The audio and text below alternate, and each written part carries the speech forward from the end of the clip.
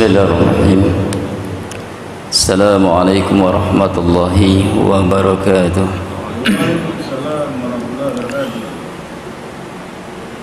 Innal hamdalillah hamdan katsiran tayyiban barakan fihi kama yuhibbu rabbuna wa yarda.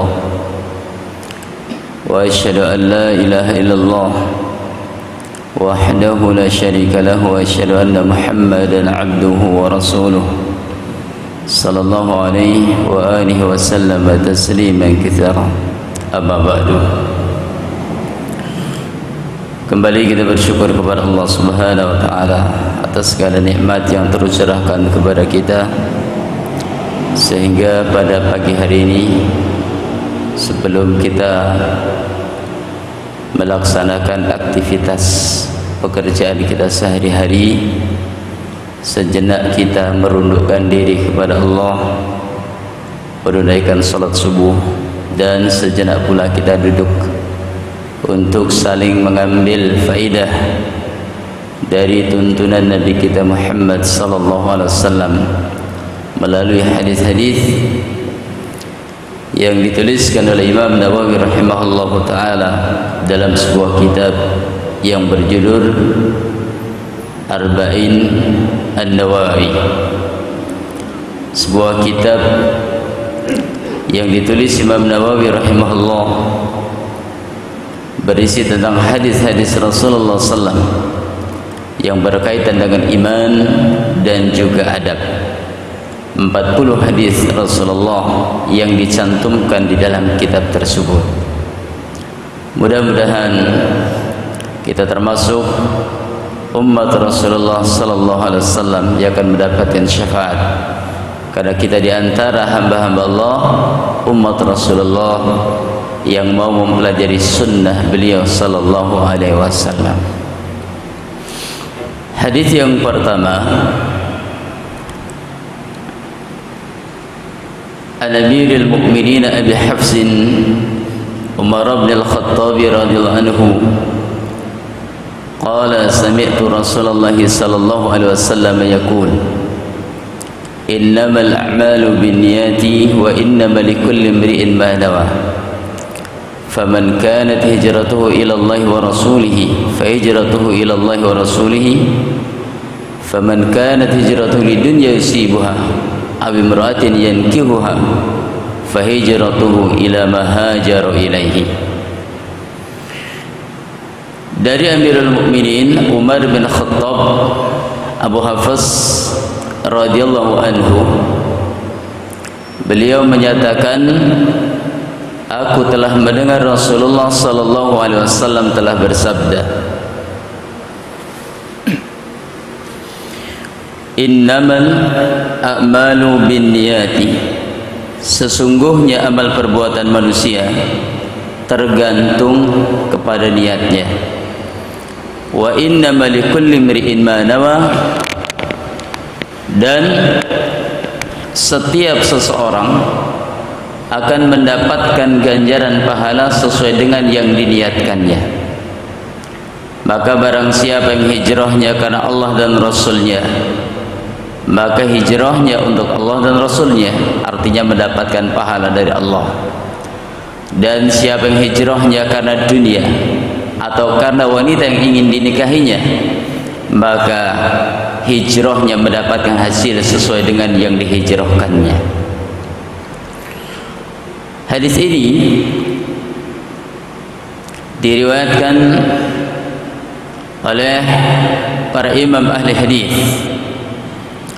Terdapat di dalam 231 redaksi hadis riwayat dari Abu Hurairah, dari Umar bin Khattab radhiyallahu anhu.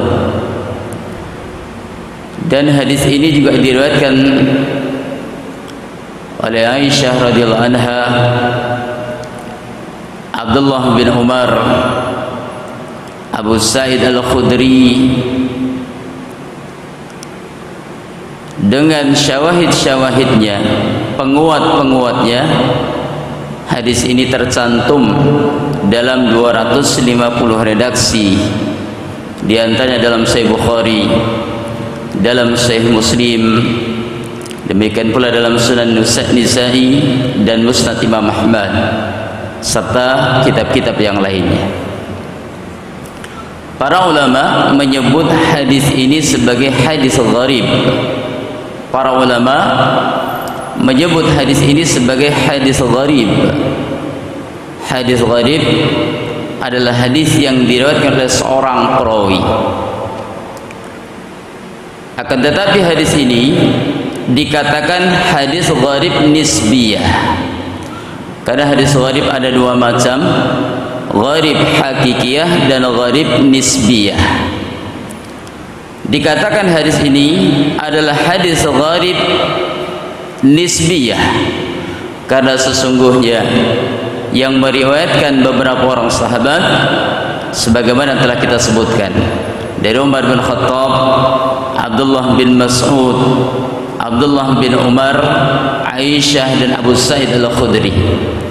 Tapi di antara 5 orang perawi tersebut yang sahih hanyalah riwayat dari Umar bin Khattab seorang diri. Maka hadis ini disebut sebagai hadis gharib nisbiyah. Adapun hadis gharib hakikiyah adalah hadis yang memang hanya diriwayatkan satu orang perawi dalam suatu tabaqat atau tingkatan sanadnya, baik itu sahabat, tabi'in atau tabi'it tabi'in. Ini kedudukan hadis tersebut dan para ulama sepakat hadis ini adalah sahih. Adapun keistimewaan hadis tersebut telah disebutkan Imam Syafi'i rahimahullahu taala. Imam Syafi'i menyebutkan hadzal hadis thulusul Islam. Hadzal hadis thulusul Islam. Hadis ini mencakup sepertiga dari Islam. Hadis innamal a'malu binniyat ini mencakup sepertiga dari bahagian Islam. Wa huwa yadkhulu fi 70 baban fil fiqh. Dan hadis ini masuk dalam 70 bab di dalam ilmu fikih. Ini keistimewaan hadis tersebut. Kenapa Imam Syafi'i rahimahullah mengatakan bahwasanya hadis ini mencakup sepertiga daripada Islam? Karena Islam mengajarkan amalan batiniyah, Islam mengajarkan amalan badan, jasad kita, perbuatan badan kita, tubuh kita. Dan Islam juga mengajarkan tentang amalan lisan, ucapan lidah kita.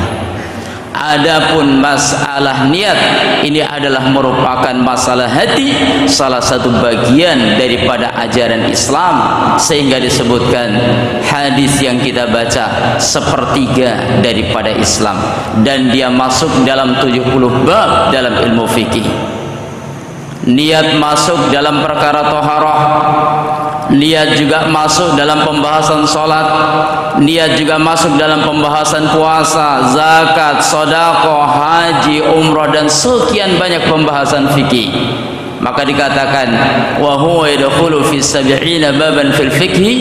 Hadis innamal a'malu binniyat ini masuk dalam 70 bab dalam ilmu fikih.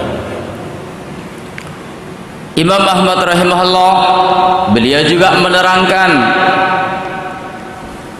usulul Islam arba'atu ahadits. Dasar-dasar Islam, sumber Islam ini berakar pada 4 hadis Rasulullah sallallahu alaihi wasallam. Jadi kalau misalkan kita mempelajari Islam secara kafah, mempelajari Islam secara lengkap, baik amalan batin, baik amalan zahir, amalan lisan, muamalah, kita kumpulkan, kita simpulkan semua pembahasan Islam ada pada 4 hadis Rasulullah sallallahu alaihi wasallam. Yang pertama, hadis yang kita baca innamal a'malu binniyat, membahas tentang masalah niat. Yang kedua adalah hadis Rasulullah sallallahu alaihi wasallam dari Aisyah radhiyallahu anha, Nabi menyatakan man amila amalan laisa alaihi amruna fahuwa raddun. Siapa yang mengamalkan satu amalan yang amalan tersebut tidak ada tuntunannya dari kami, maka tertolak. Yang ketiga adalah hadis Rasulullah sallallahu alaihi wasallam, innal halala bainun wa innal harama bainun. Yang halal jelas, yang halal yang haram juga jelas. Wa bainahuma umurun mushtabihat, di antara yang halal dan yang haram ada perkara yang syubhat. Dan yang keempat, hadis Rasulullah, min husni islamil mar'i tarkuhu ma la ya'ni, termasuk tanda bagusnya keislaman seseorang meninggalkan apa yang tidak bermanfaat bagi dirinya. Jadi hadis innamal a'malu binniyat ini salah satu sumber yang paling asasi di dalam Islam karena membahas amalan hati dan berkaitan dengan masalah niat. Ini di antara sisi keistimewaan hadis yang kita baca tersebut.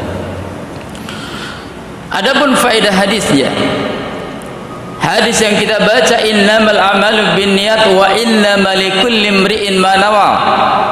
Sesungguhnya amal manusia tergantung kepada niat dan seseorang akan diberi ganjaran tergantung kepada niatnya tersebut. Oleh karena itu, maka pembahasan masalah niat ini adalah merupakan pembahasan yang serius dalam ajaran agama kita. Ada dua pembahasan yang penting di dalam ajaran kita, ajaran agama kita tentang kedudukan niat tersebut. Yang pertama, niat ini membedakan antara adat dengan ibadat, kedudukan niat tersebut. Contoh, orang mandi, ada yang mandi ini diberi pahala, ada mandi yang tidak diberi pahala. Kapan seseorang ketika mandi diberi pahala? Ketika dia mandi dalam rangka menjalankan sunnah. Contoh, mandi junub. Demikian pula mandi di hari Jumat, di mana Nabi SAW menyebutkan dalam sebuah hadis riwayat Bukhari Muslim, ghuslu yaumal jum'ah hakun muslimun wajibun, hakun wajibun ala muslim. Nabi mengatakan mandi di hari Jumat adalah merupakan hak dan kemestian bagi setiap muslim. Nah, lihat, mandi-mandi yang ada aturannya dalam syariat diberikan pahala. Tapi kalau misalkan kita mandi sekedar agar badan kita segar bugar, mandi hanya untuk membersihkan dari lumpur, ini mandi yang tidak membawa pahala, tidak diberi pahala. Nah, di mana letak perbedaannya? Perbedaannya adalah masalah niat tadi. Contoh lagi, misalkan ada seseorang tidak minum khamr, tidak suka minum khamr, tidak suka minum minuman keras. Memang dari kecil nggak suka minuman keras. Ada seseorang meninggalkan minuman keras karena ingin dapat pahala dari Allah Subhanahu wa taala. Nah, kalau misalkan ada seseorang meninggalkan minuman keras, tidak minum minuman keras, ini karena sebab ketidaksukaan belaka, dia belum mendapatkan pahala. Tapi kalau misalkan seseorang meninggalkan minuman keras karena niat ingin dapat pahala, ini yang dapat pahala dan bernilai ibadah. Sama juga makan ini bisa dapat pahala, bisa tidak. Kapan dapat pahala? Niatnya untuk bisa kuat ibadah. Tapi kalau makan sekedar mengenyangkan perut, ini belum dapat pahala. Disinilah dibedakan antara adat dan ibadat. Pembedanya adalah masalah niat. Yang kedua, niat ini membedakan antara satu amalan dengan amalan yang lain. Ini juga kedudukan niat. Apa contohnya? Salat sunnah sebelum subuh dan salat subuh. Sebelum kita menunaikan salat subuh, kita dianjurkan untuk menunaikan salat sunnah sebelum subuh. Nabi menyatakan, rakaat al-fajri khairun minad dunya wa ma fiha. 2 rakaat fajar ini nilainya lebih baik daripada dunia dan seisinya. Alhamdulillah, kita yang hadir di sini bisa mendapatkan dunia dan seisinya. Cari dunia itu susah, Pak. Mau bangun rumah itu susah, mau beli kendaraan itu susah. Tapi dengan cara mudah Allah bisa memberikan kita dunia ini dengan cara menunaikan sholat sunnah sebelum subuh. Bagaimana tata caranya? Tata caranya kita berniat berdiri, takbir, baca Al-Fatihah, baca suratan, rukuk, sujud. Begitu pula rakaat yang kedua. Apa bedanya dengan salat subuh? Sama saja tata caranya.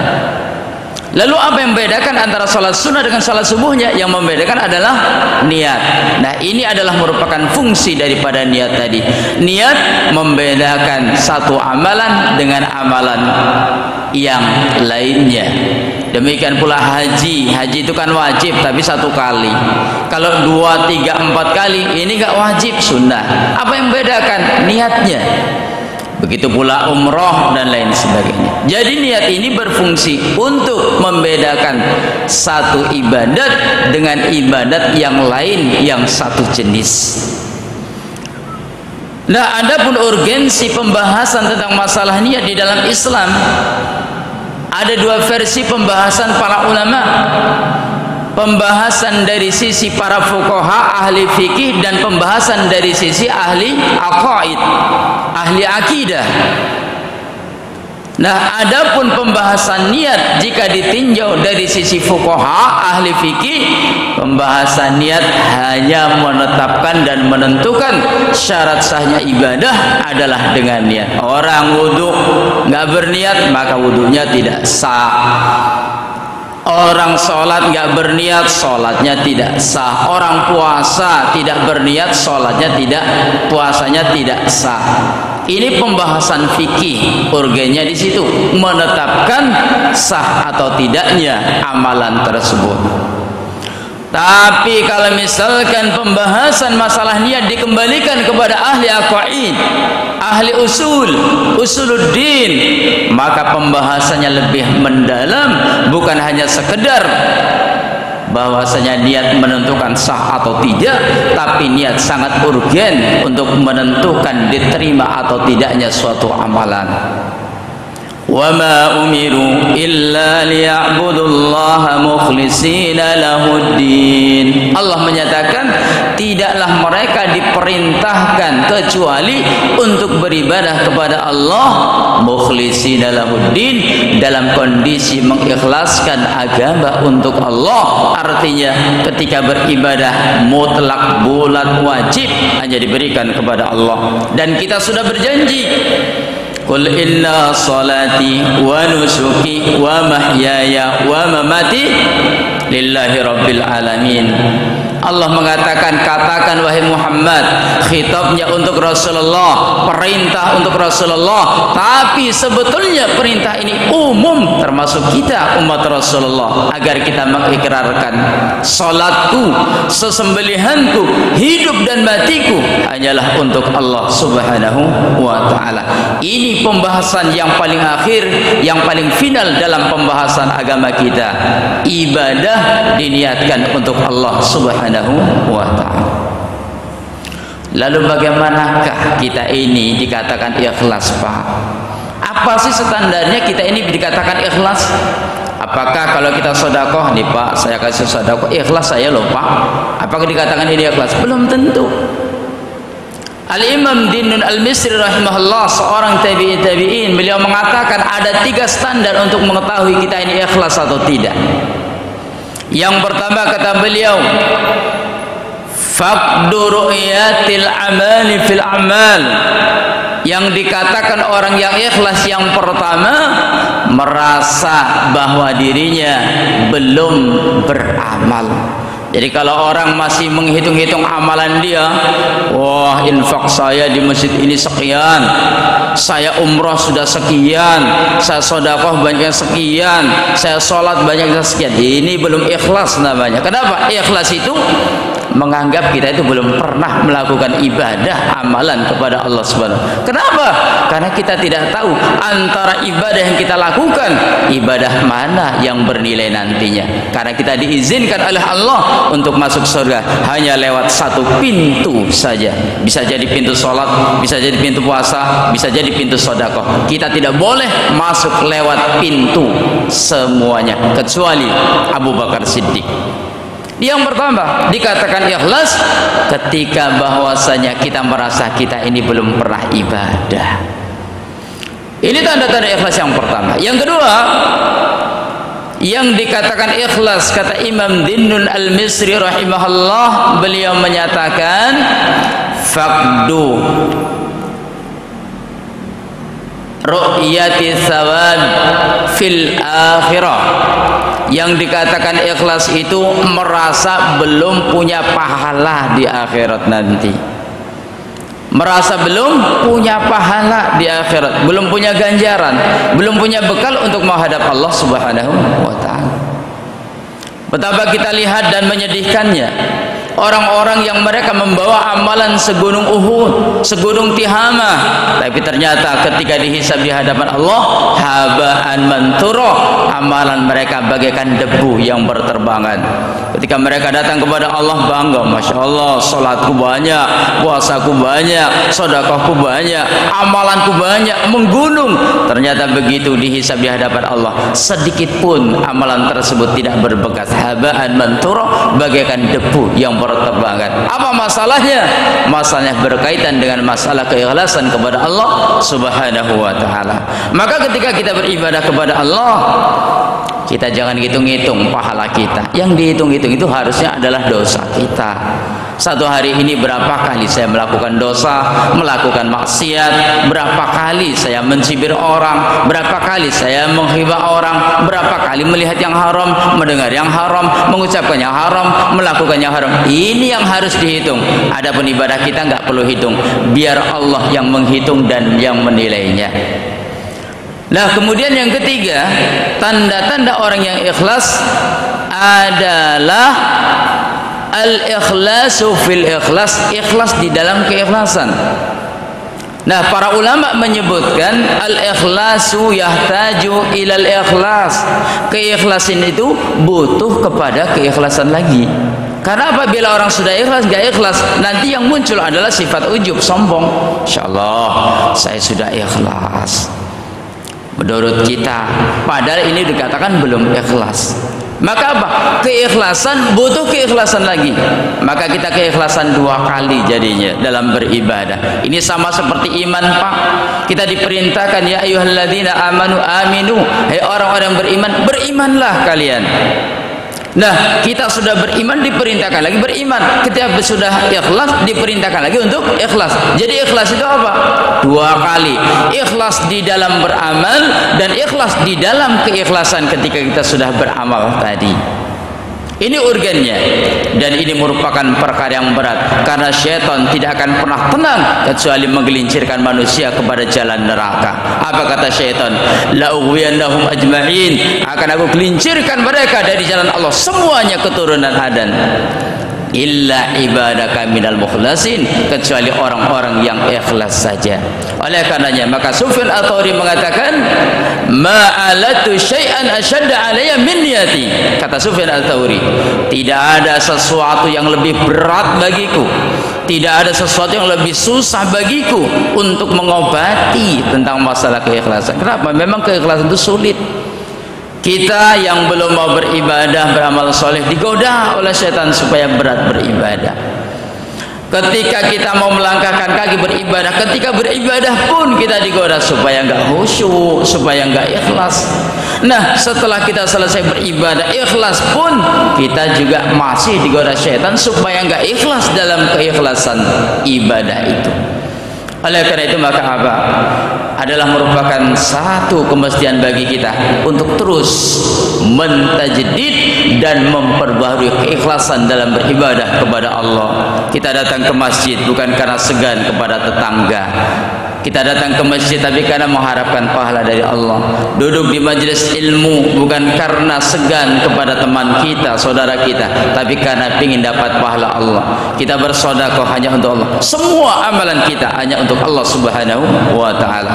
Kita tutup dengan sebuah riwayat dari Abu Hurairah radhiyallahu anhu untuk mengingatkan kita tentang pentingnya keikhlasan. Abu Hurairah mengatakan, qala Rasulullah sallallahu alaihi wasallam, Rasulullah sallam telah bersabda, salatun man tusa, kata Nabi, salatun awwalu man tusa'aru fi jahannam. Ada tiga golongan, kata Rasulullah sallam, mereka adalah orang yang pertama kali diazab dalam neraka jahanam. 3 golongan orang yang pertama kali diazab dalam neraka jahanam. Apakah mereka orang Yahudi? Bukan. Apakah mereka orang Nasrani? Tidak. Apakah mereka Majusi? Juga tidak. Apakah mereka penyembah berhala, orang jahiliyah, musyrikun? Bukan. Tapi 3 golongan yang mereka masuk neraka pertama kali adalah dari kalangan kaum muslimin. Yang pertama qari'ul Quran, para pembaca Al-Quran. Ketika dia belajar Al-Quran bukan ikhlas karena mendapatkan pahala dari Allah, liyaqal huwa qari, tapi supaya dia ingin dipuji dengan sebutan seorang qari. Yang kedua, al-mujahidu fi sabilillah, ketika dia berjihad di jalan Allah bukan karena ingin mendapatkan pahala, liyaqal huwa jari, tapi supaya dipuji dia adalah seorang yang gagah berani. Yang ketiga, kata Rasulullah, al-mutasaddiq al-munfik fi sabilillah, orang yang menginfakkan hartanya di jalan Allah bukan karena ingin dapat pahala dari Allah, liyaqal huwa jawad, tapi supaya dikatakan dia adalah seorang yang dermawan. Lihat, orang yang pertama kali masuk dalam neraka jahanam sebelum penyembah berhala diazab oleh Allah, ternyata orang yang melakukan amalan yang baik, bukan amalan yang salah, tapi niatnya yang tidak benar. Ini pentingnya dan urgennya tentang masalah niat, sehingga hadis innamal amalu binniyat wa innamal likulli imri'in ma nawa ini ditulis di dalam Sahih Bukhari nomor 1, dalam Arba'in nomor 1, dalam kitab Riyadhus Shalihin nomor 1, dalam sejumlah kitab para ulama. Hadis ini ditempatkan pada nomor 1. Kenapa? Ini sebagai tambih, ini sebagai peringatan agar ketika kita menjalankan agama harus diusung dengan keikhlasan di awalnya. Oleh karenanya Ibnu Mahdi, gurunya Imam Bukhari, beliau mengatakan siapa yang menulis kitab, hendaklah hadis innamal a'malu binniyat ditempatkan pada tempat yang pertama agar menjadi peringatan tentang pentingnya niat dalam beribadah kepada Allah. Ikhlas ini yang menentukan bernilai atau tidaknya. Hadirin yang semoga dirahmati Allah Subhanahu wa taala, barangkali ini yang bisa kita bahas sekelumit dari faedah hadis yang kita sebutkan tadi, mudah-mudahan bermanfaat bagi kita semua. Lebih dan kurang mohon maaf. Wassallallahu ala nabiyina Muhammadin wa ala alihi washabihi wasallam. Alhamdulillahirabbil alamin. Allahu taala alam bis-shawab. Wassalamu alaikum warahmatullahi wabarakatuh. Waalaikumsalam.